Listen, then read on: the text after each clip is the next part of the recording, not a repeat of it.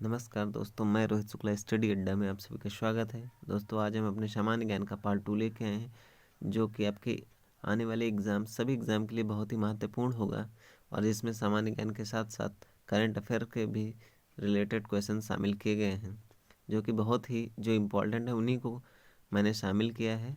तो चलते अपने पार्ट 2 की तरफ और चलते अपने क्वेश्चन की तरफ। हमारा पहला क्वेश्चन आज का है, लेटेराइट मिट्टी कहाँ पाई जाती है। लेटेराइट मिट्टी जो है वो कहाँ पाई जाती है? तो दोस्तों, लेटेराइट मिट्टी जो है आर्द्र तथा शुष्क जलवायु वाले उष्णकटिबंधीय क्षेत्र में पाई जाती है। इसका आंसर हो जाएगा डी।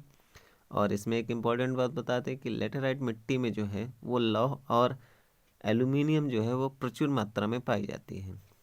क्या पाया जाता है प्रचुर मात्रा में? लौह और एल्यूमिनियम, जो कि इसमें लैटेराइट मिट्टी में प्रचुर मात्रा में पाई जाती है और आर्द्र तथा शुष्क जलवायु वाले उष्णकटिबंधीय क्षेत्र में पाई जाती है। चलते हैं नेक्स्ट क्वेश्चन की ओर। अगला क्वेश्चन है कि झूम कृषि अभी भी कहाँ प्रचलित है? तो अभी ये मिजोरम, नागालैंड और मणिपुर तीनों जगह पे प्रचलित है। तो इसमें ऑप्शन हो जाएगा हमारा डी, उपयुक्त सभी। अगला क्वेश्चन है, पृथ्वी सूर्य से अपनी अधिकतम दूरी पर होती है। पृथ्वी जो है वो सूर्य से अपनी अधिकतम दूरी पर कब होती है? तो वो होती है 4 जुलाई को अधिकतम दूरी पर होती है और 3 जनवरी को सबसे पास में होती है। कब? 3 जनवरी को सबसे पास में होती है। और इस स्थिति को जब पास होती है तब इसको कहते हैं उपसौर। क्या कहते हैं? उपसौर कहते हैं। और जब दूर होती है तो इसको इस स्थिति को अपसौर कहते हैं। अपसौर कहते हैं। और ये जो उपसौर होता है इसको इंग्लिश में कहते हैं पेरीहेलियन, और जो दूर होता है तब इसको कहते हैं अपहेलियन। इंग्लिश में कहते हैं अपहेलियन। तो चलते हैं अपने नेक्स्ट क्वेश्चन की ओर। अगला क्वेश्चन है हमारा मैच द फॉलोइंग का है। दोस्तों, इसमें मिलान करना में रेगिस्तान का कौन सा रेगिस्तान कहाँ पे है उसका मिलान करना है। तो कालाहारी रेगिस्तान कहाँ पे है? अफ्रीका में है।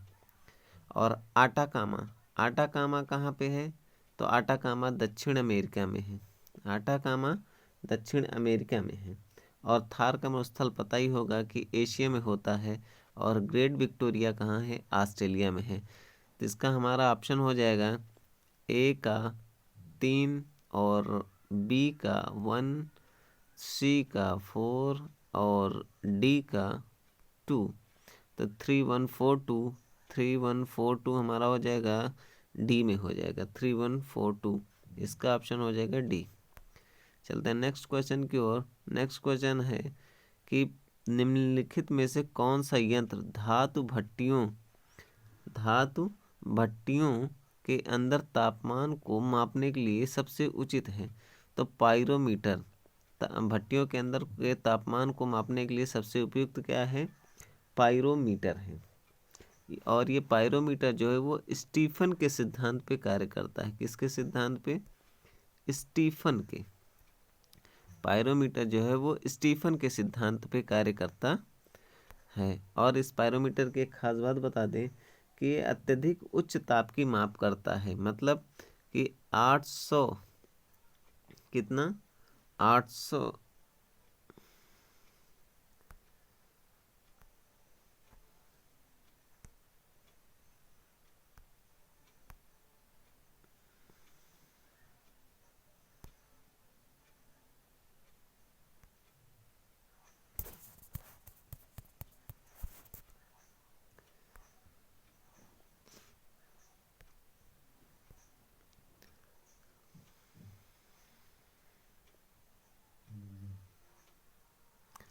हाँ, तो दोस्तों मैंने क्या बताया कि पाइरोमीटर जो है वो 800 डिग्री सेल्सियस 800 डिग्री सेल्सियस तक के नीचे का ये तापमान नहीं माप सकता है। 800 डिग्री सेल्सियस के ऊपर का ही टेम्परेचर ये माप सकता है।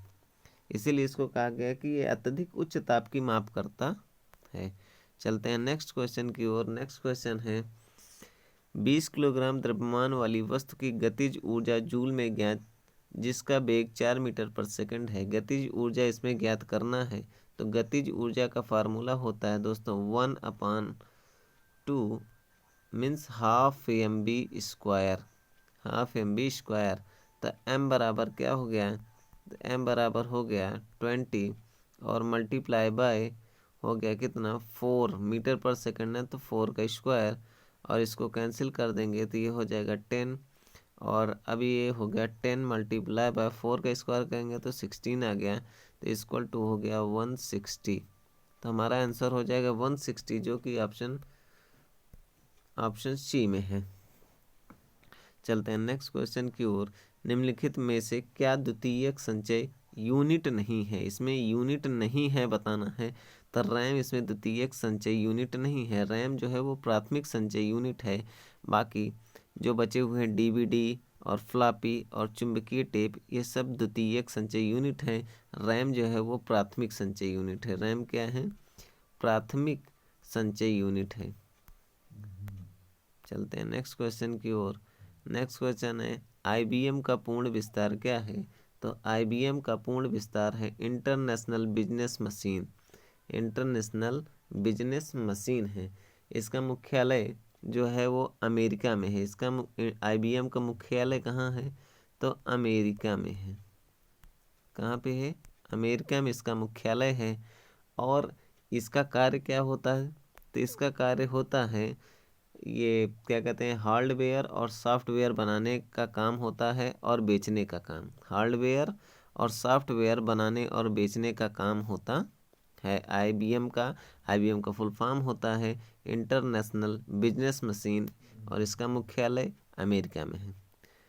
निम्नलिखित में से कौन सा एक आवेश रहित कण है, इसमें बताना है दोस्तों कि कौन सा एक आवेश रहित कण है। तो न्यूट्रॉन है, न्यूट्रॉन आवेश रहित कण है। प्रोटॉन धनावेशित होता है और इलेक्ट्रॉन जो है वो ऋणात्मक होता है। इलेक्ट्रॉन क्या होता है, ऋण आवेशित होता है। तो इसमें न्यूट्रॉन जो है वो आवेश रहित कण है। स्थिर ताप पर किसी गैस का आयतन कम करने पर उसका दाब बढ़ जाता है। इसमें क्या हो जाएगा, किसी स्थिर ताप पर किसी गैस का आयतन कम करने पर उसका दाब दोस्तों बढ़ जाता है। उसका दाब क्या होता है, बढ़ जाता है। चलते हैं नेक्स्ट क्वेश्चन पे। विटामिन B6 का कमी से पुरुष में हो जाता है। तो विटामिन B6 कमी से अरक्तता का रोग हो जाता है। और ये स्कर्वी रोग जो है वो विटामिन C की कमी से होता है। स्कर्वी रोग विटामिन C की कमी से होता है। और रिकेट्स जो है वो विटामिन D की कमी से होता है। रिकेट्स किसकी कमी से होता है, विटामिन D की कमी से होता है। बेरी विटामिन B1 की कमी से होता है, बेरी B1। चलते हैं नेक्स्ट क्वेश्चन की ओर। अगला क्वेश्चन है 9 से 10 दिसंबर 2020 के मध्य शंघाई सहयोग संगठन SCO के विदेश मंत्रियों की परिषद की तीसरी बैठक कहाँ पे संपन्न हुई। ये जो शंघाई सहयोग संगठन SCO के विदेश मंत्रियों की परिषद की जो बैठक हुई है वो तीसरी बैठक कहाँ पे हुई, तो मॉस्को में हुई। कहाँ पे हुई, मॉस्को। और ये मॉस्को कहाँ है, तो ये रूस में है। मॉस्को कहाँ है, रूस में है। नेक्स्ट क्वेश्चन है 2 सितंबर 2020 को वैश्विक नवाचार सूचकांक 2020 जारी किया गया। इससे संबंधित निम्न कथनों पर विचार कीजिए।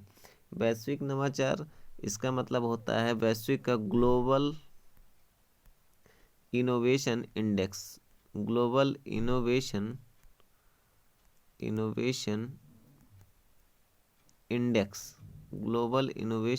इंडेक्स होता है। ग्लोबल इनोवेशन इंडेक्स वैश्विक नवाचार सूचकांक। और इसकी जो थीम थी, वैश्विक नवाचार सूचकांक की जो थीम थी, हु विल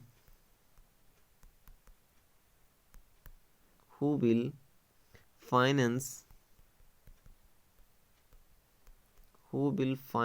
इनोवेशन।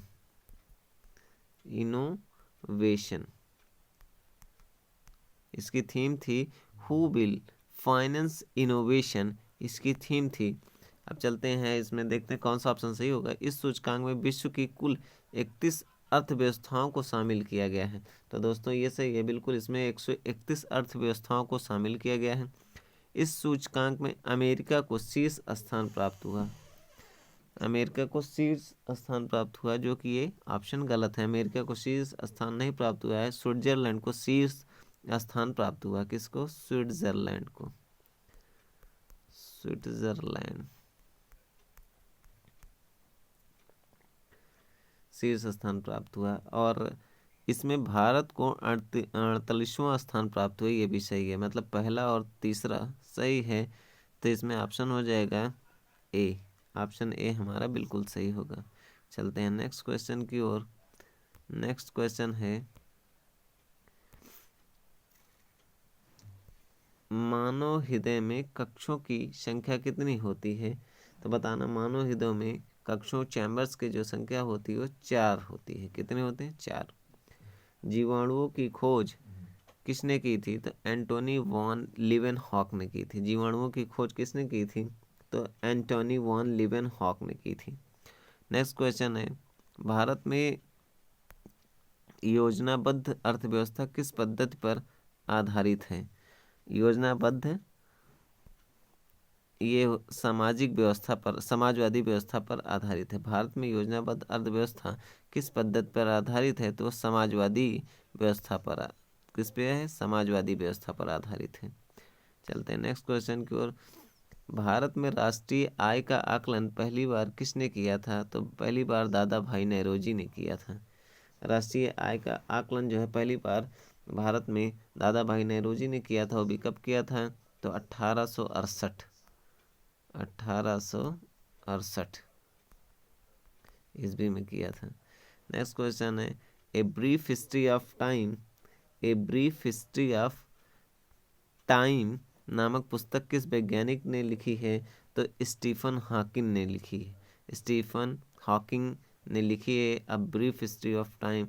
बहुत इंपॉर्टेंट क्वेश्चन है, और ये भी जो 37 नंबर क्वेश्चन है, ये भी बहुत इंपॉर्टेंट क्वेश्चन है।